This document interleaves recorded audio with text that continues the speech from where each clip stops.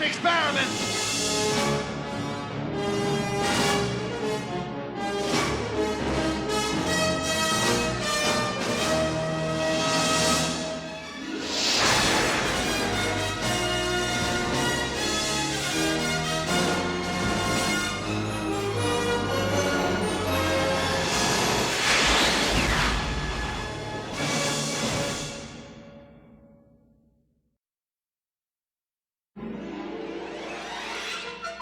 The shooting of Back to the Future 2 and 3 was really remarkable.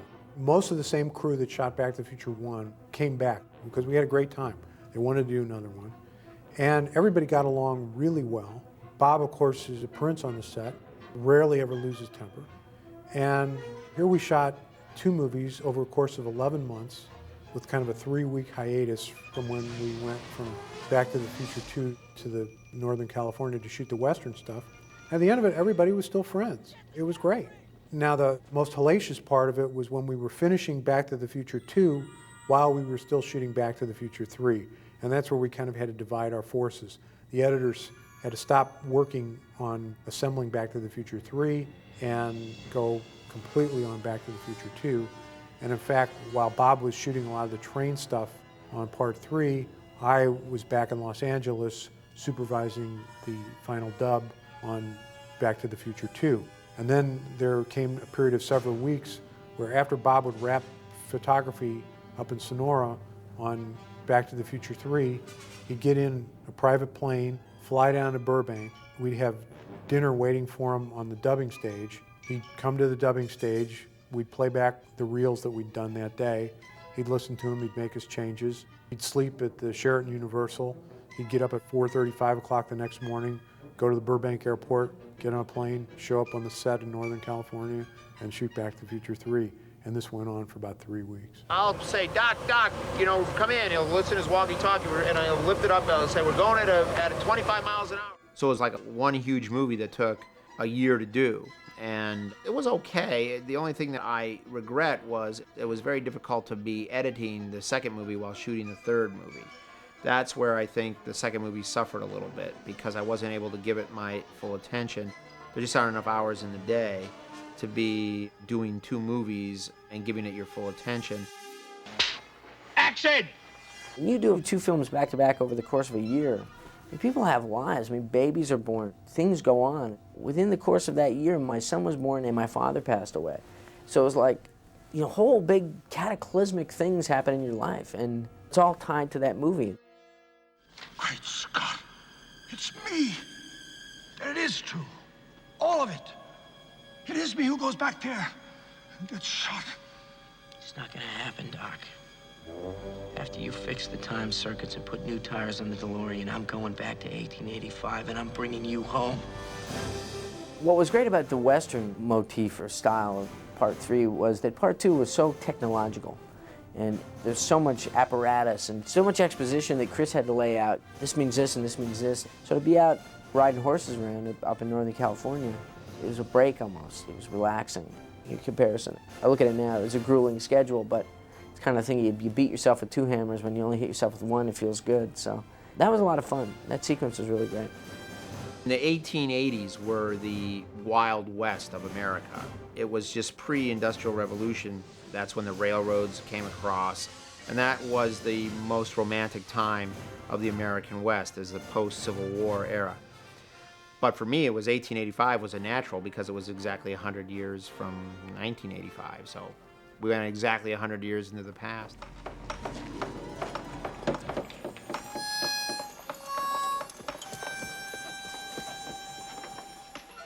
The thing that's interesting about all 3 of the Back to the Future movies is that the Michael J. Fox character is not the pivotal character of any of the stories. In the first Back to the Future, his father, the Crispin Glover character, is the pivotal character. And in the third one, the Doc is a pivotal character. And then see, the Michael character is sort of just this master of ceremonies type character who has only one problem, which is always trying to get back to his own time. And he takes us on all these adventures, but the characters that make the true dramatic character changes are always someone else. So it was the natural for us that the Doc's character be the one who has the dramatic problem in the third movie. Shot in the back by Buford Tannen. over a matter of $80. September 7th. That's this Monday. Now I wish I'd paid him off. And who's this beloved Clara? I don't know anyone named Clara. In trying to figure out Back to the Future 3, we kind of decided that we'd done everything that we could with Marty's family. Let's concentrate on Doc. Let's find out some more about Doc Brown. And let's do the most insane thing that anybody could imagine, Doc Brown in love. In fact, Back to the Future 3 was Christopher Lloyd's first on-screen kiss. He'd never been kissed on screen in a movie before. So we said, all right, that's a great idea. Now, what kind of character would Chris fall in love with and would fall in love with Doc Brown? A school teacher, that's a woman that would be traveling to the West. A school teacher that liked Jules Verne, yeah. And there was really only one actress that we could conceive of for the part, and it was Mary Steenburgen. And when Mary got the script, she wasn't quite sure whether she wanted to do it. She says it was her kids that said, oh, Mom, you gotta be in a Back to the Future movie. You gotta be in a Back to the Future movie. She said, okay. And she met Bob and she met me, and we hit it off real well. And she said, yeah, okay, great, I'll do this movie. On all three of the Back to the Future movies, it seemed like I was always in school. Someone was teaching me something. I'd accomplish one thing. I'd figure out the guitar part, or I'd figure out how to skateboard, or I'd figure out how to ride a horse, or I'd learn how to shoot a gun.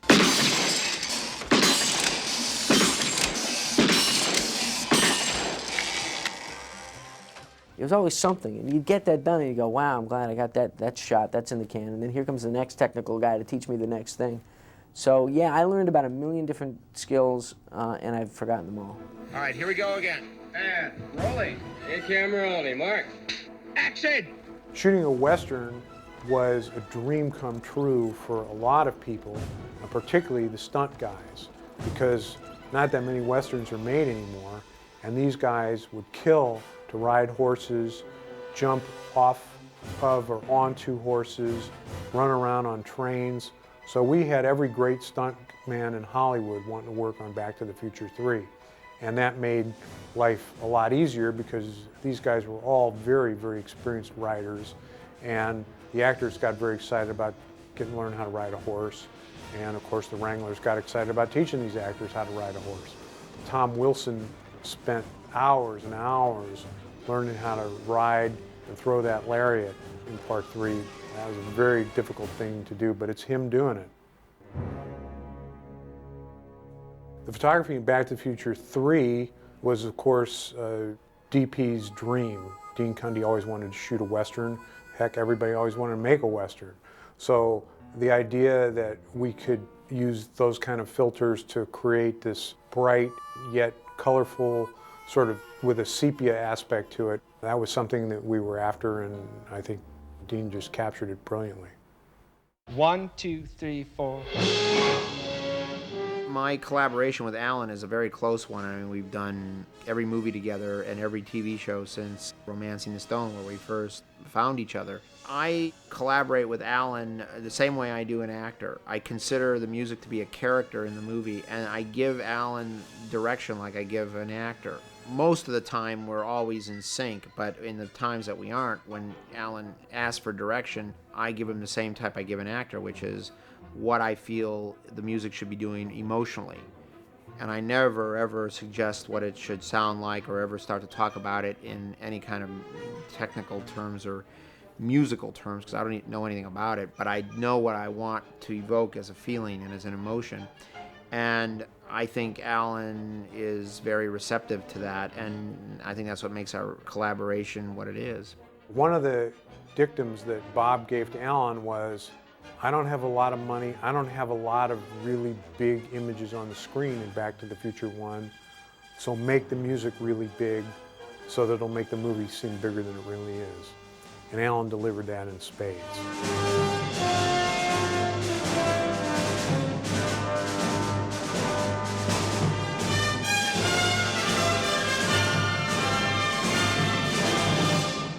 Here.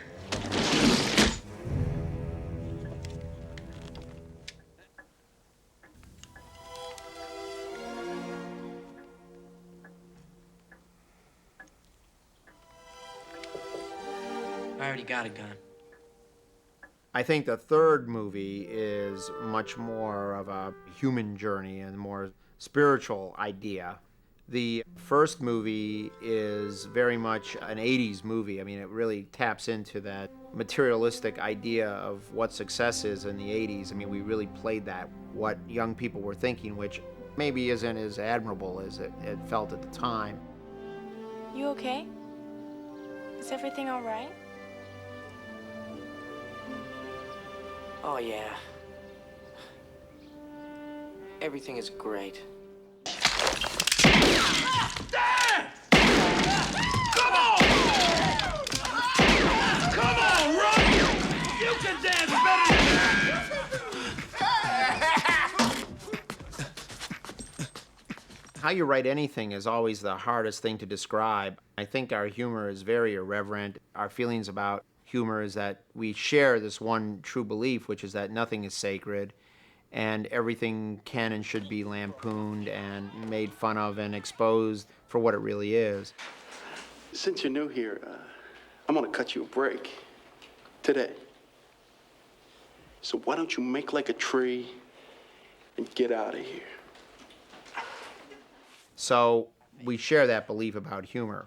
It just comes from the energy of being in the room together, and we just start layering jokes on top of each other. It's a true sort of collaboration. There's no kind of form to it. It's sort of free-form writing. And then when we agree that something works, we write it down. Tell me, future boy, who's president of the United States in 1985? Ronald Reagan. Ronald Reagan, the actor? Then who's vice president? Jerry Lewis?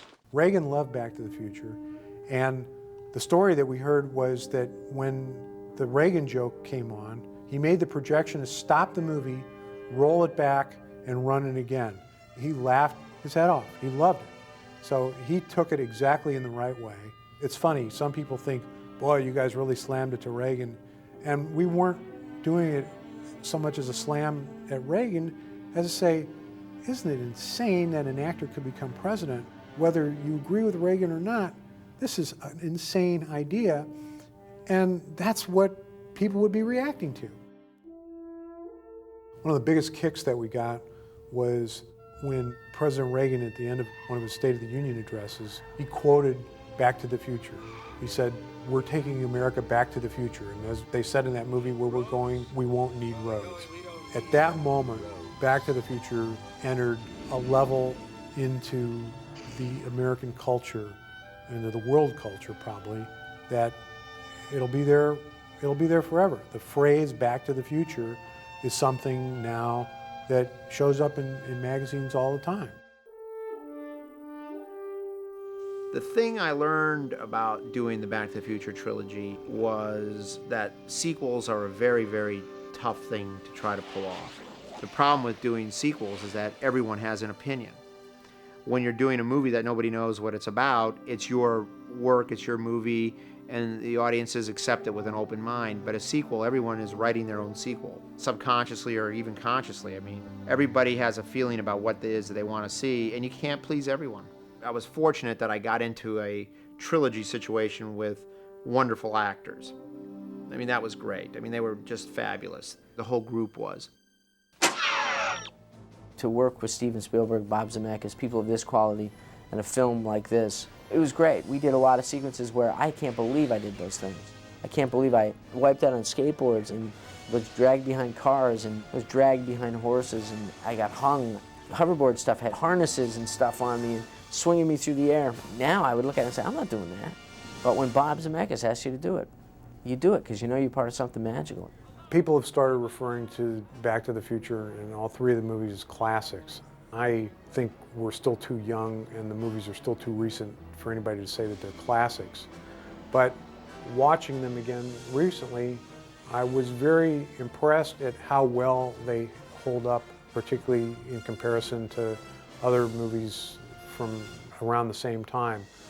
There's something just very special about this story that everybody can identify with. And that story is a good story. The idea that trying to imagine what your parents were like when they were kids, that just touches everybody, and it's not restricted to one time or another. I would say that the filmmaking Bob's directing, the acting, all the casting and the characterizations all came together at a sort of a critical mass and a perfect fusion to create something very, very special. Everybody that was making the movie and was involved in it really wanted to be there, really wanted to be doing it, really put 150% into it, and I think that it shows.